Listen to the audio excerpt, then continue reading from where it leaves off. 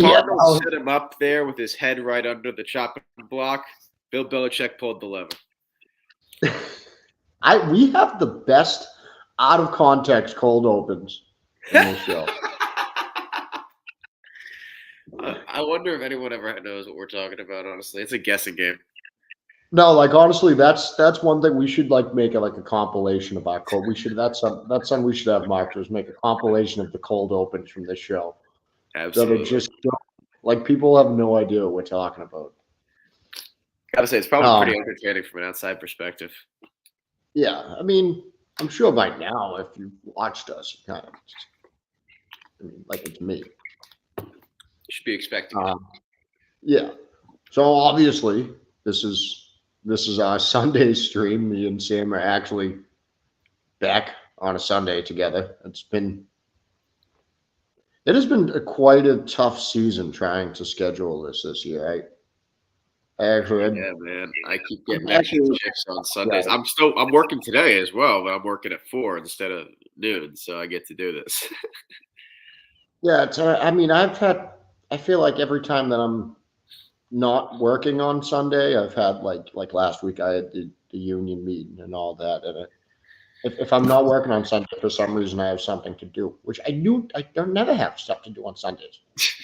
I'm gonna tell you something. 2 things, man. First of all, don't plan things on Sundays. And second of all, and more importantly, get your bread. That's what I tell. For those who are listening who don't know what I tell Steve every week, that's exactly what I tell Steve every week when Steve's like, oh, sorry, I got work. I'm like, okay, make your money. I can handle it. How else do you think we're going to put the money down on these bets if we don't make the money in the first place? Exactly. I need to work to support my gambling. Not the stupid bankroll builder bets that you see on Twitter. We're talking real bankroll building. Yeah. Not fake bankroll building. Yeah. So anyway, let's get into it. The first game, that's an interesting up and Adams boost. Sorry, FanDuel has the I never look at these advertised bets. This is from must be K Adams. Josh Allen and Dak Prescott, 225 passing yards each, and CeeDee Lamb, 50 plus receiving yards, plus 150. Let me tell you something right now. I don't care what those bets said, because as soon as I hear the name K Adams, my answer is yes. That's my celebrity crush, and I'll follow her to whatever. Even though I don't think that bet's going to hit, honestly, because I think that the under is going to hit, and therefore I think one of those guys is going to go under 225 passing yards. But it's also raining and 15 miles per hour wind there, so it's a little bit of a sharp little play there by K there to try to snag people on that. It might work. I don't know. It might. Well, I tell people all the time because I have people at work who are like, oh, I saw this parlay on FanDuel's page. I hit play on. Dude, don't play a parlay that the bookie told you to play. The bookie doesn't want you to win. They've never wanted you to win. That's what FanDuel is. Play those boosts. The app for the bookies. Okay? That's all it is. The sports book is a bookie. Yeah. Whenever I play a boost, I do 2 things. First of all, I make sure that I can't get the boost at better odds by just combining it into a same game parlay somewhere else, because that does happen. And then I do another thing, which is I'm not going to bet on a boost just to bet on a boost. Like the only time I'll bet on a boost, and I'll give an example of this, is if I have a player prop that coincides with that boost. So like last week I had Jake Ferguson over receiving yards, and FanDuel had a boost that was Jake Ferguson to have 25 plus receiving yards in each half. Same thing with Devontae Adams on was it Thursday or whatever it was? Yeah, same thing with Devontae Adams on Thursday. I took both of those because I had both of their receiving yard props, and because I thought that they were going to have good receiving games, not necessarily because big boost, and it ended up working out. So that's how I would recommend playing boost, not just saying like, this one looks cool, press. That's how they get you. Yeah, absolutely. So First game up. It's a little bit of an interesting game here. We got the Buccaneers and the Packers. Now, I'm taking the Buccaneers. I got a weird gut feeling about them today. I try not to bet against my gut. I love Rashad White today against the Packers defense. I have him starting my daily fantasy. What do you got on this? You know what's funny? We started with a game that I really don't have much in because this is one of those games that like I had to stop myself and be like, dude, you shouldn't be forcing yourself to try to find a play in a game that you really can't find one on. I know it's kind of boring, but there's too many injuries on both sides. I know that the report is out now, but when I was doing this at literally like 5 a.m. last night, there were still no injury reports out for Tampa. They're missing Carlton Davis. Jamel Dean, I think, is going to play, and Devin White is also not playing. So that's two big misses on their side. Big injury concerns on Green Bay's side. A.J. Dillon, I know, is now out. Christian Watson is doubtful. I don't think he's playing. Dontavion Wicks, questionable. Jair Alexander, I don't think is playing now. And Darnell Savage, I think, is now playing. Quay Walker, I'm not sure of his status. But there's also a lot of weather issues at play here. So, like, the way I look at this is, from Tampa Bay's perspective, they should do decently offensively because I do think Rashad White has an advantageous matchup, and Baker Mayfield is better against zone teams than he is against man teams. Green Bay is a zone team. I think that Green Bay should do decently against Tampa because Tampa's pass defense is absolutely atrocious. But with that being said, Jordan Love is better against man than he is against zone. But he's also good when he's not under pressure, and Tampa doesn't get much pressure. So, like, I don't know which version of each team I'm going to get. And then you add the weather factor in where they're in Lambeau and it's going to be slightly rainy with a bunch of wind. I don't have a spot. Like, I was thinking about the over because I thought, like, okay, maybe both offenses will be in good spots, but then the weather dragged me away from it. So, like, I really don't have a spot that I like in this game. I was thinking maybe Rashad White, but his passing game, his reliance on the passing game and the fact that the Packers are weirdly good defensively against running backs and the passing game, not necessarily in the running game. So I'm sure he can run one in, but just from a betting perspective, I was looking at his receptions props and I just didn't think it was worth it with the current weather situation. I think it's 2.5 or 3.5 receptions. I just don't know if I'm comfortable with it. Receiving yards, kind of same deal on a slippery field. I'm not necessarily sure. Obviously could break one, but I didn't want to force myself to make a play. So I didn't. In terms of the pick'em, because I know that's still what the show is, I will go with the Green Bay Packers at home in Lambeau against a bad secondary. All right. So the next game, your favorite game of the week here. We've got the Giants and the Saints. I've got two bets here. I am betting on the Saints, and I am betting the over on how many times it is mentioned that Tommy DeVito still lives at home with his parents. Oh, I thought you were going to say the over on how many times it's mentioned that Tommy DeVito or Tommy DeVito's family is of Italian descent. I do also like the over on chicken cutlets being mentioned. Absolutely. And I'd like to take the over on pregame chicken cutlet sandwiches made by the Cutlet family. I know that they're on the road. I don't care. So one quick note, just his agent that we saw last week talking to his father. Remember how I said to you that I don't think Tommy DeVito is a real NFL quarterback, and I think he's just some guy from Jersey whose father was mobbed up and he's owed a favor? Your case has helped. Yeah, that agent helped my case, doesn't it? Because that's not a real agent. Hey, what are you talking about? Sean Stallone, the Italian stallion of sports agents. That's actually what they call him, by the way, in the sports agency world. He's known as the Italian stallion of sports agents. Jesus Christ. It can't get any better. My friend made a good point there. He was like, he's got to be playing into the stereotype. Like, there's no way that guy goes out there dressed like that every day. The top hat and the shoulder pads, no way. So I hope he does. Here's my deal with this game. Derek Carr as a favorite of 3 or less in his last 21, 5-15-1 against the spread. 1-6-1 against the spread in the last 8. The Giants are 5th in drop back EPA allowed in the last since week 8. And Derek Carr is absolutely awful under pressure. The Giants bring a ton of pressure. And here is the Giants have also played the 9th toughest schedule. Saints face the 31st. So the Saints are 4th in single back percentage. That means Derek Carr is going to have to go through a lot more traditional dropbacks. Kayvon Thibodeau has gotten at least a half sack in 3 straight weeks. He faces Andrews Pete on the left side, who's allowed 26 pressures already on the season. I think with the single back dropbacks, it's going to cause a lot more pressure on Derek Carr early on in the game, and I think Kayvon Thibodeau is going to be a big part of that. So I have Kayvon Thibodeau over 0.25 sacks for 3/4 of a unit at DraftKings. And then Derek Carr has thrown a pick in 3 straight games, and 4 of his 7 interceptions at home. The Giants have 13 interceptions on the season because they force a ton of pressure.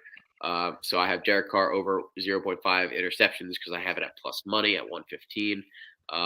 In terms of pick'em, you know where I'm going here, baby. Come on. What do we have to talk about here? What are we talking about? What are we talking about here? Yeah, I'm gonna take the Saints. It's the passing paisan. It's Tommy Two-Tone. It's Tommy Chicken Cutlet, whatever you want to call him. He's taking it to the house. People have to start believing in this man.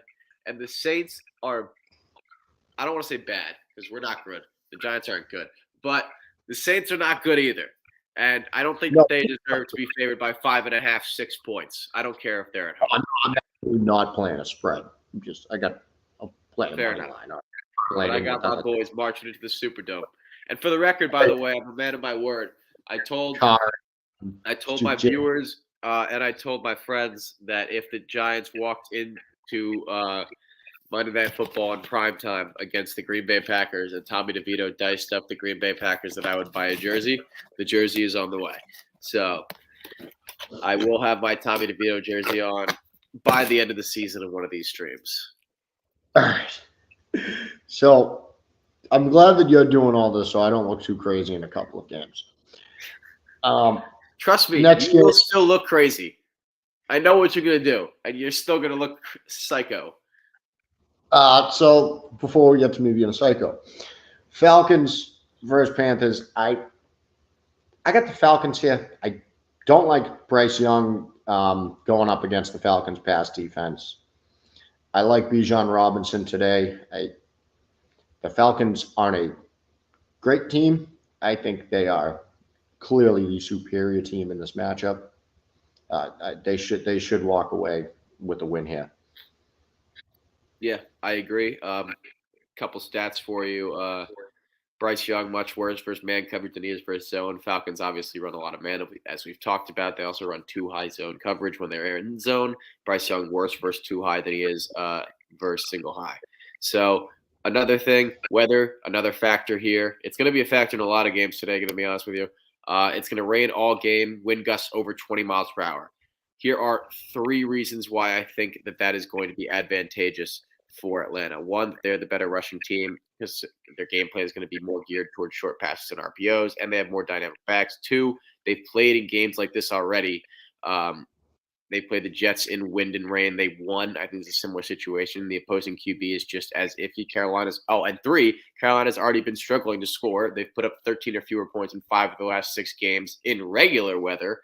Now they have awful weather to deal with. Bryce Young played college ball at Bama. He played high school ball in California. He does not have that much experience in weather like this. I can go on and on. I also like Bijan Robinson a lot. I have Bijan Robinson to score anytime, plus 145. I also think the Falcons really need this win to keep themselves alive in the divisional hunt, and they have the Colts coming off a win next week. Every game is important, and I think that with the Falcons kind of needing this, I think they're going to go a little deeper into their bag if they have one. I'm not going to give Arthur Smith too much credit. The thing that made me question making a money line play on it, and the reason I haven't yet, is because the status of 2 or 3 offensive linemen for Atlanta is still in question. 2 of the guys there weren't even injury designations for. They were just questionable. That makes me a little suspicious because that offensive line is a big part of this game. So with that being said, I think the Falcons are going to win, but my play on this game is on the under 33.5 at 0.5 units. The under is now on. Not The under on intimidated. FanDuel is at 32.5. 32.5? Look at me. Sharp as hell. No. No, I'm kidding. This is listen, I'll tell the viewers right now. This is the price you pay right here if you see the bags into these eyes. Getting closing live movement, cool. Tracking steam action overnight, 5 a.m., 4 a.m., winning stuff. This, consequence. These bags right here, consequence. It's not all sunshine and rainbows. Next game, we got the exhilarating battle of. Oh, hold up. 1 second. I just got to break some news. 10 Cowboys players, including Stephon Gilmore and Brandon Cooks, are dealing with a serious stomach bug, per Jay Glazer. They all eat at the same bad restaurant? I do not know. Someone the Cowboys ate last night. That place needs to be put on blast on fucking Yelp or whatever because clearly there's some food poisoning there, right? 10 people. That is 10 quite. people. They all had dinner at the same place last night. That's what I'm reading. That is a ridiculous thing to happen right before your game in Buffalo against the Bills. Yep. Hopefully they all puke in the huddle like the replacements game. Oh, man, that would be hilarious. Can you imagine that as a touchdown celebration? Yep, they have to stop. He's getting the end zone, spike it, and just like, oh, God. Oh, shit. Oh, no, that was wrong. Everyone who ran up the field to, celebrate with him just joins him in the end zone. It's just gross as hell. That's Someone makes a pick right there. And all over the field. That.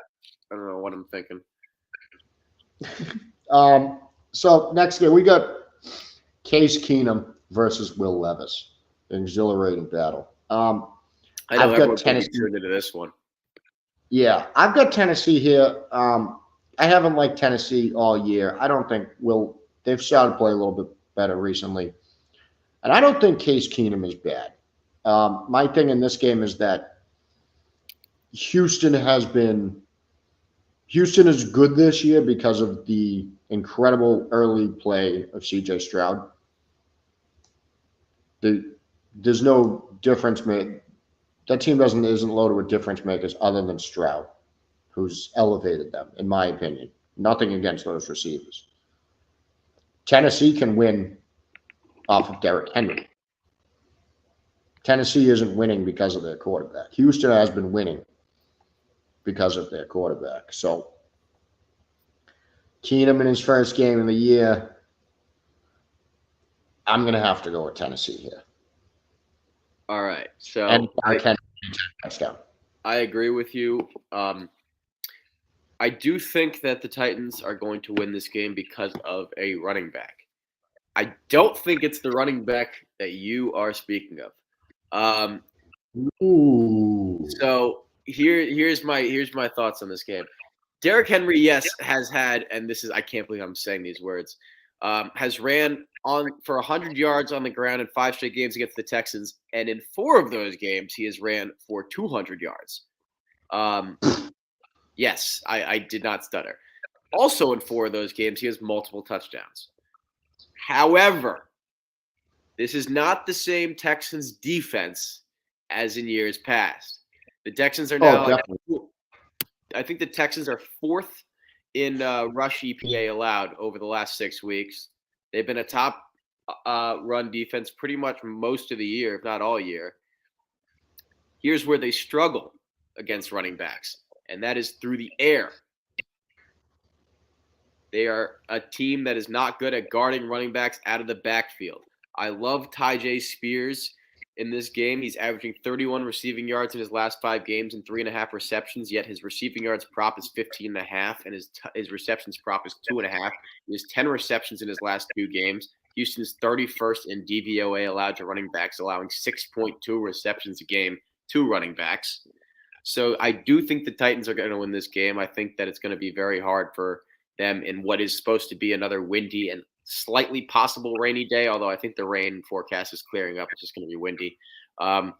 I don't know how well Case Keenum's going to perform. I think it's more going to be an indictment of the fact that most, if not all, of his receivers are down. And it's going to be very hard for him to find guys who can create separation. Tennessee's secondary is bad, so I slightly worry about that. But Houston's 2-4 on the road. Tennessee is weirdly like 4-1 at home. I'll take them in this spot. I know it's minus 170. It's a little steep. I don't trust them on the spread, but I do think that they win this football game. And I have Tyjae Spears props, as I mentioned. All right. Next, we got the Dolphins and the Jets. This line has moved. The spread, I believe, has moved a couple points since Tyreek Hill. I was about to say Tyreek Hill. Not surprising. The spread's now at 7. Wow. That is crazy to me that a wide receiver can be worth 2.5 points. That's what it was. Yeah, it was about 9.5, right? That's what I was thinking it was. And yet, I completely understand why. Oh, I completely understand as well. I don't know how much I like this spread. The Dolphins will win today.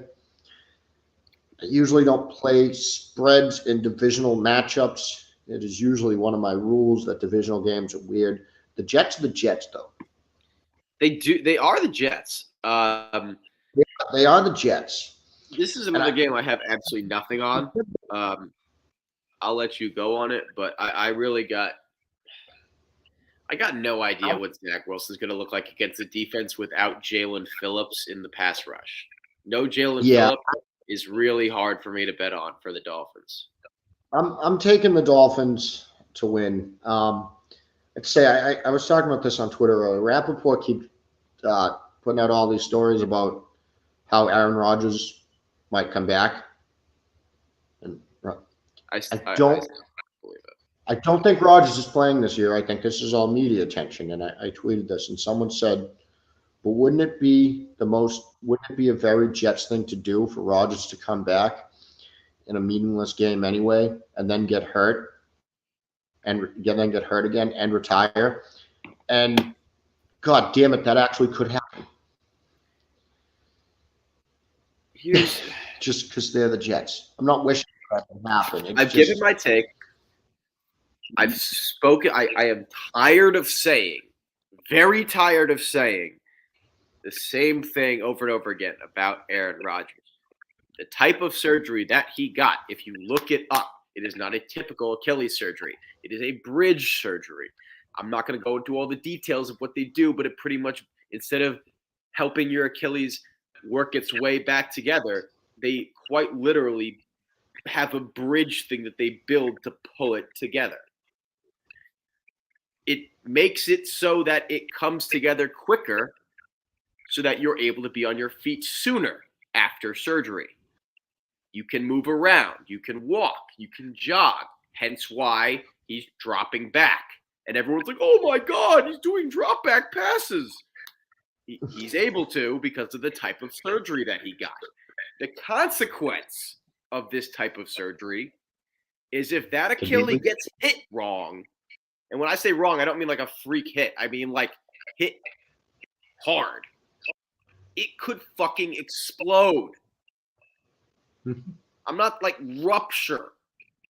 Like and for those of you career ending. It's very bad. Career ending type stuff. Like it's the type of surgery he got allows him to be in this situation. And listen, props to him. Like he has managed to keep himself media relevant throughout the entire season, despite the fact that he got hurt in week 1. That is, I don't know if that's the main reason for why he got this type of surgery, but God damn it, it worked. Good for him. I think that there's no shot that he plays next week, and I think that he's desperately hoping that the Jets lose this game so that he can have an excuse to say why he's not coming back. Because if they win, the Jets fans are going to be clamoring for this man next week, and he's going to have to figure out an excuse for why he can't play. Yep. That'd actually be pretty funny. Actually, oh my God, I kind of hope the Jets win now. That's what I'm saying. I First of all, I'll take the Jets +7 in this for the pick'ems. But I am really hoping that the Jets win this game so I can see how this situation unfolds next week. Yeah, that could be very entertaining. Because otherwise, he's going to get away with it. He's going to be like, well, I was going to play, but then we fell out of playoff contention. I thought it really wasn't worth it. But I would have been able to play, had we been in playoff contention. Absolutely. So next game, another exhilarating matchup. We have got the Joe Flacco-led Cleveland Browns against the Justin Fields Chicago Bears. My favorite game of the week, and I'm not joking. Cleveland's winning. Cleveland is not winning. Cleveland is not winning. Cleveland is not winning. Cleveland all right, give me some. Losing this football game. Cleveland, okay. I'm very excited about this game, so I'm gonna jump in. So first of all, can you guess what's going to affect this game? Weather. It is going to rain for most of the game. Wind gusts over 20 miles an hour. Here are 4 reasons why I like the Chicago Bears and how I think that this is advantageous for them. First of all, injuries-wise, Ethan Pocic out for the Browns. That's their starting center. Snapping the ball in the rain, very important, very difficult. You know which quarterback has less than a month experience getting snaps from the backup center in practice? Joe Flacco. Second of all, Bears, better run defense. Straight up, that's important in a run-win game. Second, offensive line, banged up for Cleveland. I already said that. Justin Fields played in college at Ohio State. Quite a bit of wind at his games. He's also used to playing in Chicago, Windy City. 4, I'll take a 3-point dog in a low total game with bad weather.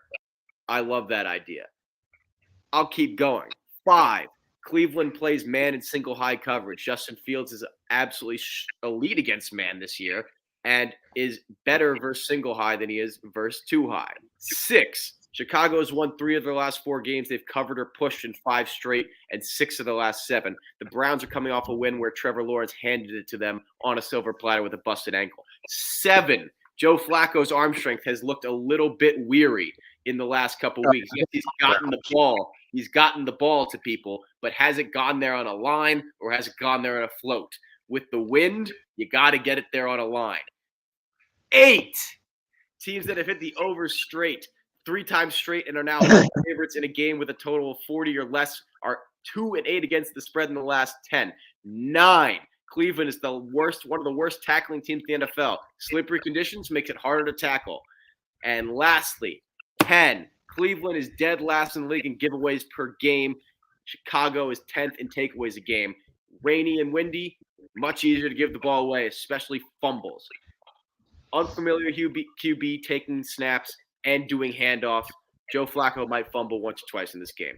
In conclusion, I have the Bears. 2 units on the spread, half unit on the money line, another unit on the Bears +9 under 46 teaser, and a half unit on Justin Fields anytime touchdown because the Browns have trouble stopping quarterbacks that run. That is my presentation. I yield the floor. Oh Jesus! So I'm going to bet on the Bears then. And you like Justin Fields rushing yards? I don't. What are they? Because every time I look at Justin Fields rushing yards, they seem to be inflated. 56.5, but the alternate is 50. 50, I might be able to get. See, that's 50. The thing. I think. If you told me it was 46.5, I'd jump right on that. 56.5 is. I think I can see what. Let me see what it says for the. A little steep. The alternate for the 40 on the alternate. See, he's rushed for over 56 yards in his last 3 straight weeks and 4 of his last 5. It's -280 for over 40 yards. -166 for over 50. I mean, at this point, I'd say if you're going to do 50, do the 56 because he's hit 57 every time he's gone over 50 this year. Okay. Yeah, I could see I could hit the rushing yards. I think I'm gonna hit the 50. I'm debating that.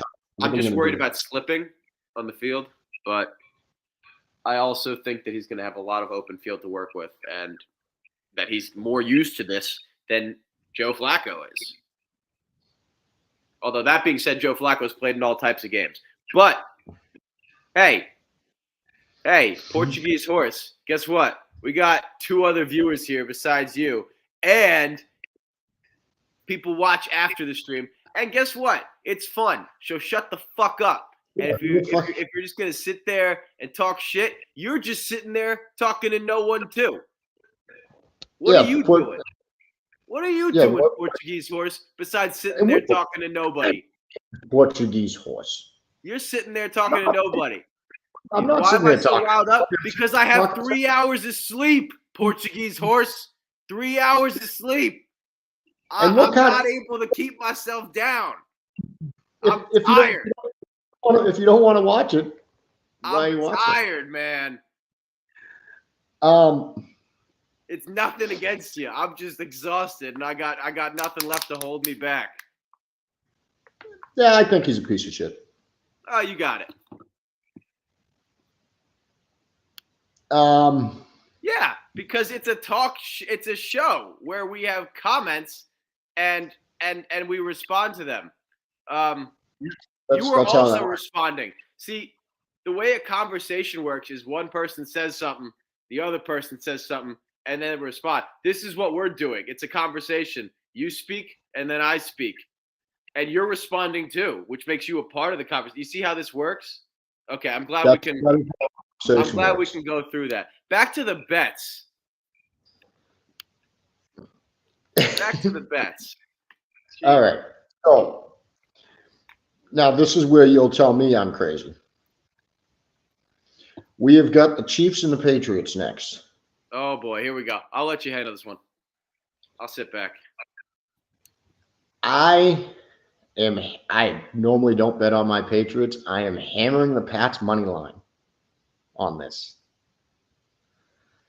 The Chiefs, first of all, the Chiefs, Patrick Mahomes' whole little immature temper tantrum that he threw last week over a correct call by the refs, when, yes, to all you any Chiefs fans out there, I am calling Patrick Mahomes immature for the way he acted last week.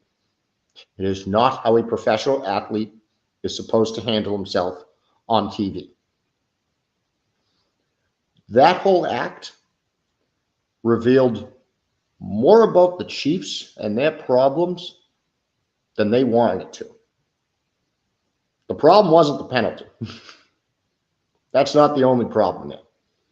The Chiefs are struggling mightily on offense against a defense that has been fired up and pretty much dominating anyone they play lately. I'm not saying that they've had great competition, but the defense has been playing great. The defense is playing for that coach that the media is demanding be fired. And again, to top of this, I texted you hammer the Pats money line after this. I know you did, and I laughed. Because the fucking media starts, first of all, Tom Curran immediately backtracked his report 24 hours later. Anyone who's asked me why I can't take the report credible, it's because he doesn't seem to believe it himself. If he didn't immediately... I think when I texted you about that, the first response was Curran's not a real reporter. If he did it, I would give it more credit. With the way the season has gone, honestly, I would give it more credit if he didn't, within 24 hours, immediately walked it back and said, oh, things could change. Yeah, also, I'd like to talk about that part. Things could change. What could change that would, like, if a head coach theoretically was fired by this point, what would change that would, like, I don't know. If the decision was made a month ago and he held on to that story for a month and then added things could change after 24 hours, fuck off. Yeah, I don't know. Glad you can spell. I'm going to agree with Portuguese horse here, actually. Pats suck. Sorry. The Pats suck. They've had a bad year. Pats suck. But, and I know that you're big on them today. I know you are. You've been big on them for the entire week. I don't see it. I don't personally have a bet on this because I don't like taking the Chiefs really in bad weather on the road like this at more than a touchdown. I kind of bad weather on the road. Yeah, but with that being said, I don't like the Chiefs' defense is good enough to slow down whatever the hell you guys got going on there. Ramondre Stevenson's out. I don't necessarily think Zeke can be a bell cow. I don't necessarily know how, like, maybe the run game could help you, except for the fact that the Chiefs have actually a pretty solid run defense. So I'm going to agree with Mr. Portuguese Horse there. Even though the Pats do have a great run defense since week 8, and the Chiefs' run defense since week 8 has been absolutely terrible, I don't think that the Patriots are going to be able to exploit that weakness with their kind of lack of explosiveness coming out of the backfield. I don't know if the Chiefs are going to cover, but I can tell you I do not agree with you on your Pats money line take. I know it's a hot take to say that a team that's minus, like 300 is going to win, but no, I disagree with you. What are we spelling this time? Crazy, but we got the classic Bill Belichick. Worried about we got the word we're worried about Kansas City this week, and I'm sorry when the media is talking about Bill Belichick's going to get fired and the ref shouldn't call calls against Kansas City. I'm sorry. The Patriots are actually focusing on the game, and the media and everyone else is focusing on something entirely different. Anyway, moving on. By the way, after I win off the Pats money line and the Bailey Zappi over half a passing touchdown. It's half. It's 0.5, half a touchdown. I think Bailey Zappi can throw one touchdown today. What a high bar they're setting for him. Yeah, that's not. I don't think that's a fucking crazy call on my part. Say over NFL quarterback's going to throw an NFL touchdown. You say? Yeah, I think an NFL quarterback might throw a touchdown. One. We got the Commanders and the Rams. First of the 4 o'clock. Yeah, I saw the plays that you put out earlier. I'm rolling with you on the -6.5 for the Rams. I think this will be a bit of a shootout. I don't know how much I like the over 49. I don't trust either pass defense that much. But I think the Rams just have more talent on the team in general.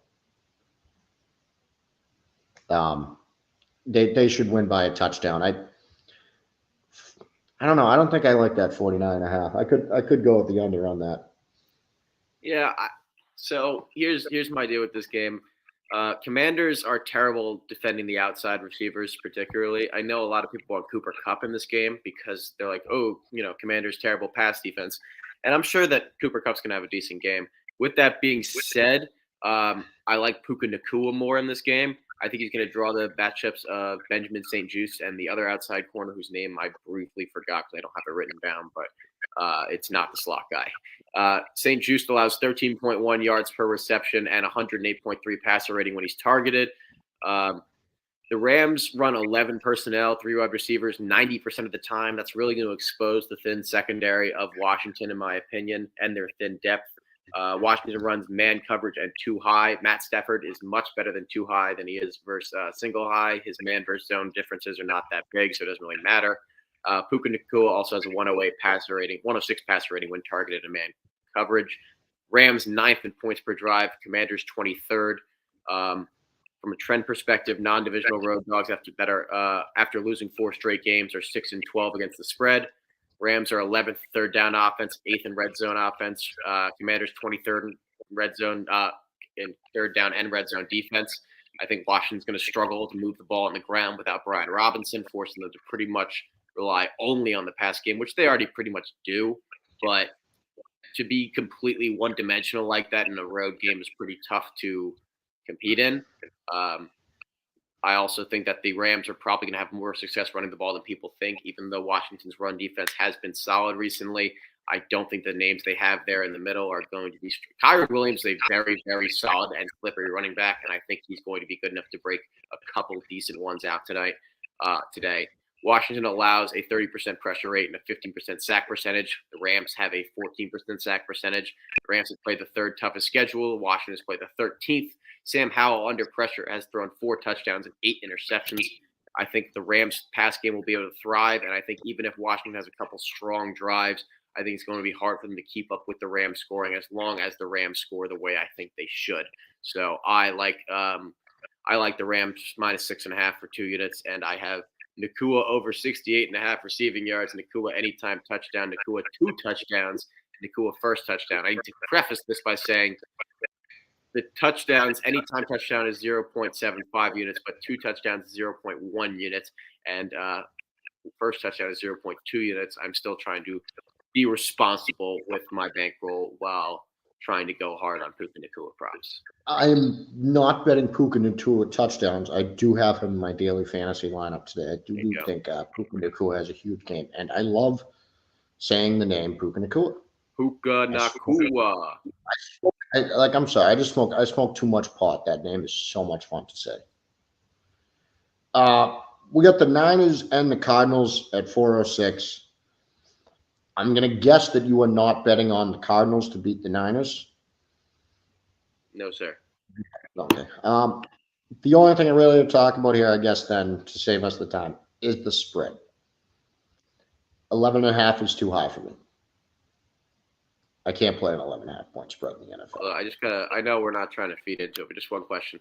Did you not hear, when I went through, how I think certain injuries, the Brian Robinson injury is going to affect, the run game and the game plan of Washington? Because I don't think that's a stat.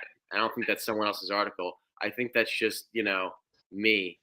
Yeah. Also, you look like a fucking idiot in that profile picture. I don't know if that's you. But I don't know if you know how to listen or not. But, yeah, I just gave insight. And also, stats and articles, putting stats and articles together, that helps create insight. Once again, not really strong with the logical stuff there. Continue, though. And again, if you hate the show so much, why are you here? You are watching it. Anyway, I can't play an 11.5 point spread in the NFL. I don't play double digit spreads in the NFL. That is one of my rules as a bettor. It's really interesting that it's 11.5 too. It's dropped from it was 14 earlier in the week. I wonder. I remember seeing. I think it was 12.5 last night. Well, I mean, it kind of. I don't want to say it makes sense because I don't want to give Arizona too much credit, but it's still a dynamic.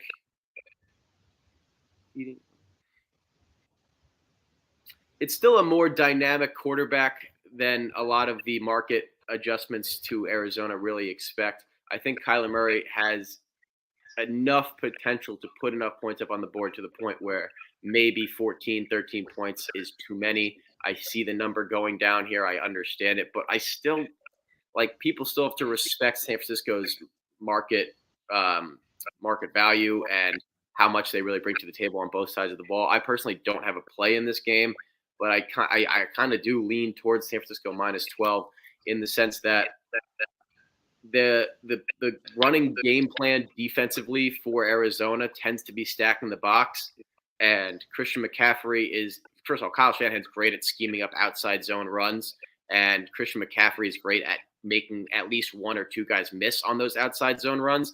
If the box is stacked for Arizona in that situation, I mean, you saw the first time these two teams played, I think Christian McCaffrey broke off an 80-yard run in his first play on the first play of the game, or one of them. So I can see something similar happening in this game where Christian McCaffrey kind of just takes over. So I do respect the market value of the 49ers at 12. I can see that. I absolutely expect McCaffrey to have a monster game, by the way. At least I'm hoping he does because I need him to move on in fantasy playoffs. All right, next game, we got the Bills and the Cowboys. As you noted earlier, Sam, 10 Cowboys players have some kind of stomach bug. Jake Glazer reported it 30 minutes ago, yeah. They must have ate at the same restaurant in Buffalo last night. They had some bad buffalo wings because that's apparently the only thing people eat over there. Anyway, I still have the Cowboys here. I just don't like the Bills. I know it's a big surprise. I don't trust the Bills' defense. I know they've played a little bit better the last few weeks. I still don't trust the Bills' defense. And, I mean, the Cowboys' offense has been fucking rolling lately. Prescott has played great football lately. Still not sure if he's MVP. But yeah, I got the. I find it hard to believe he's not going to win MVP with the remaining schedule they have after this game. But I don't think that the San Francisco 49ers. First of all, I think they're going to rest Brock Purdy in Week 18. I think that if that ends up being the deciding week, I think it's going to go to Dak. I don't know. The MVP race to me is not something that I'm really concerned with. In terms of, like, I don't think there's any value in the market on it. It will probably be Prescott. The only thing I'll say, Hill not playing today will hurt this. If Hill was to actually hit 2,000 yards and the Dolphins were the 1 or 2 seed,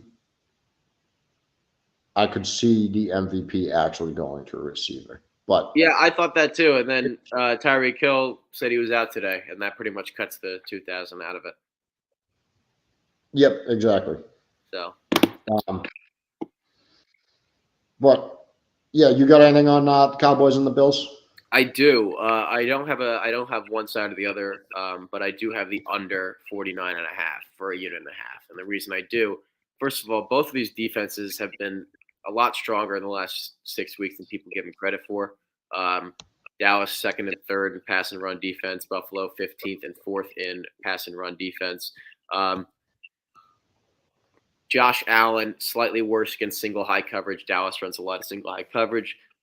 Buffalo's a strictly zone team and a 2 high team. Dak is slightly worse against zone and slightly worse against 2 high. The Cowboys have failed to cover in their last 4 games as road dogs, so I do look at that from a Buffalo standpoint, but I'm not just taking the trends. I don't think Dallas is going to be able to get the round game going as much with Buffalo being strong on that end. Dallas dead last in penalties per game. Buffalo 28th in penalties per game. Josh Allen really does struggle under pressure. Weather, factor again. 15-mile-per-hour winds and rain. So I struggle to see. I don't struggle to see. I get why the total's so high.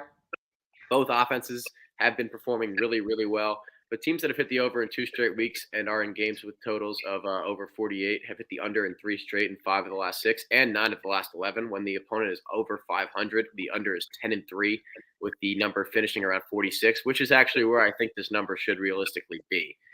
These are 2 of the top pass defenses in the NFL in terms of coverage ability. Both of them play the type of coverage that the opposing quarterback struggles with. Josh Allen struggles under pressure. Both teams penalize themselves. Here are the last 5 rain games in Buffalo. Buffalo played Houston 40-0. Buffalo played New England 24-21. Sorry. Buffalo played Las Vegas 34-14. Buffalo played Kansas City. Kansas City won 17-13. Buffalo played Miami 19-0.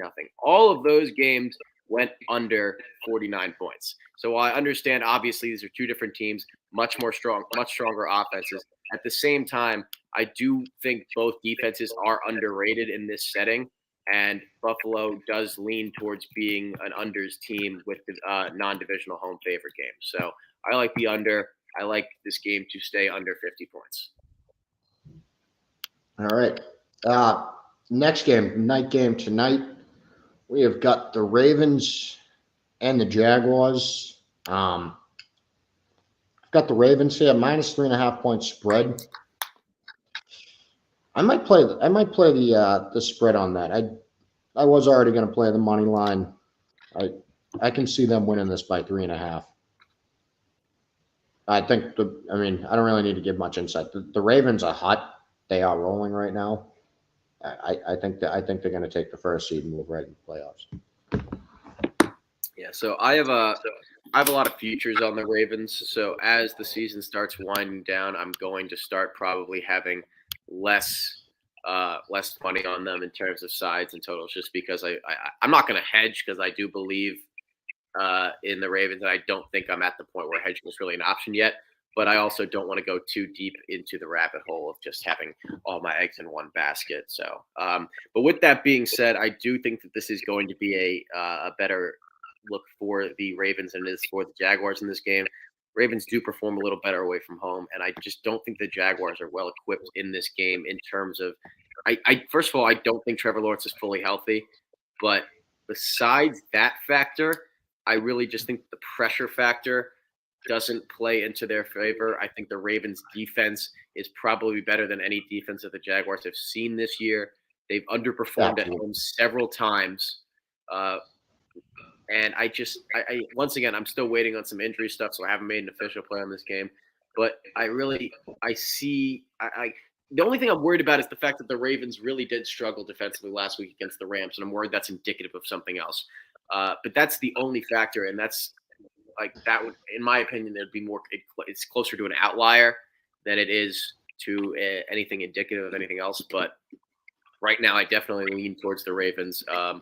And I lean towards Zay Flowers props. I know it's kind of it's probably the value's probably not going to be there after he had such a crazy week last week, but I think he's still got a very good matchup. I think the wide receiver 2 spot against the Jaguars can be exploited, and I don't think the run game's going to be as exploitable. Although if you are thinking that way, I would lean more towards Keaton Mitchell because Gus Edwards screwed me last week now because the Jaguars are better at stopping the power run and the run in between the guards than they are stopping the run around the tackles and the ends.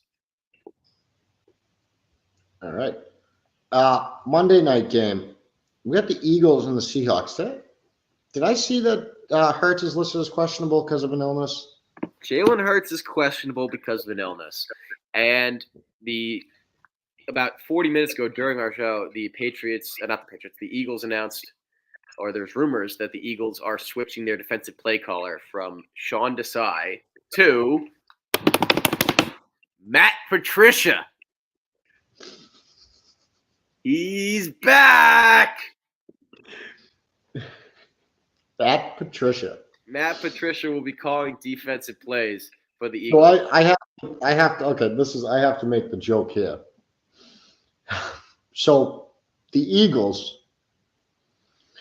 who have a Super Bowl win because Nick Foles was able to shred Matt Patricia. The Eagles won a Super Bowl against the Patriots in which Tom Brady threw for over 500 yards and 3 touchdowns. Which, by the way, if the Patriots won, that's probably the greatest performance anyone's ever had in a Super Bowl just based on the stats. And he already did that at the Atlanta Super Bowl. And now, but the Eagles only have their Super Bowl win because of Matt Patricia's defensive play calling. And now they're giving him the chance to fix their defense. Listen, it can't get much worse defensively for them. That's the thing. And the reason why I'm going to take the Eagles in this game. The reason I'm going to take the Eagles in this game is A, I think Jalen Hurts plays, and B, you know how much I love targeting Geno Smith in games where he's facing guys teams that play heavy man coverage. Now, with that being said, Geno Smith is still questionable, which is why I have not made a play on this game yet. If Drew Lock plays, I'm actually I think I don't want to say it's not better for Seattle because Geno Smith's obviously a better quarterback. But in terms of how schematically strength and weaknesses line up, Geno Smith struggles a lot against high pressure defenses and defenses that play a lot of press man coverage. Eagles fit both of those descriptions. If Geno Smith plays and he's playing semi-injured or not 100%, I don't care if the Eagles defense has not been great recently. I don't care if Matt Patricia's the play caller. I'm taking the Eagles. If he's not playing, then we have more discussions that we might have to have tomorrow. Yes, Jalen Hurts. I think he's going to play. Personally, and if he does, by the way, I don't know what the illness is. Jalen Hurts anytime touchdown is going to be on my agenda because the middle of that interior of Seattle's line is soft, and I have full confidence that they will be able to push at least 2.5 yards if they want to. I mean, they're the only ones who can pull off the tush push, as we've seen. Yeah, I mean, I'll take I just put comments back on. I was like, I'm wondering why this guy shut up. Oh, I banned that guy. He's throwing tons of racial slurs in the chat. Yeah, when you start throwing out racial slurs and telling me I look like a sex offender, sorry, you get banned from my show. Also, like, what does it say about you that's what you're doing on your Sunday morning? Yeah, I mean, sounds kind of weird to me. Hey, but thank you for the engagement. He kept talking about it. He kept shitting on how many viewers we had while he was one of them. So, thank you. Always nice to have people to talk to. But yeah. Anyway, also, I don't know. I mean, I was gonna say I don't know if this guy knows where we're from because he definitely knows where you're from. He's talking about your accent. I don't know. We're from two cities that have a lot of really mean people, a lot of assholes. So you're not the first, and you're not going to be the last to try and talk shit to us, and it's going to be pretty hard. I know. I literally, the shit talking is how we get along. Dude, I had to fight my way to my office yesterday through a crowd of people in Times Square. I do not give a shit about what someone's saying in a comment section. I have to tell somebody to fuck off at least once a day at work. That's part of my job is to tell people to go fuck themselves. But yeah, if you want one from us, we'll happily give it to you. We'll oblige you. No problem. I mean, like you're coming at me on YouTube. One thing you're not going to be able to do is ruin my football Sunday. I don't care how many hours of sleep I got. And that's it is time to go enjoy our football Sundays. I'm assuming Sam's making some chicken cutlets that he's got to. I gotta roll a joint and turn on the Pats tomorrow with Kansas City. I got my stizzy here and I got my piece downstairs. We're gonna work on that. Beautiful. All right. Well, everybody who's thanks to anybody who's tuning in and not throwing racial slurs. I was about to say everyone who's not racist and tuned in. Thank you very much.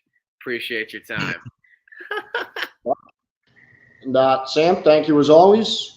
Hopefully, like Chick-fil-A.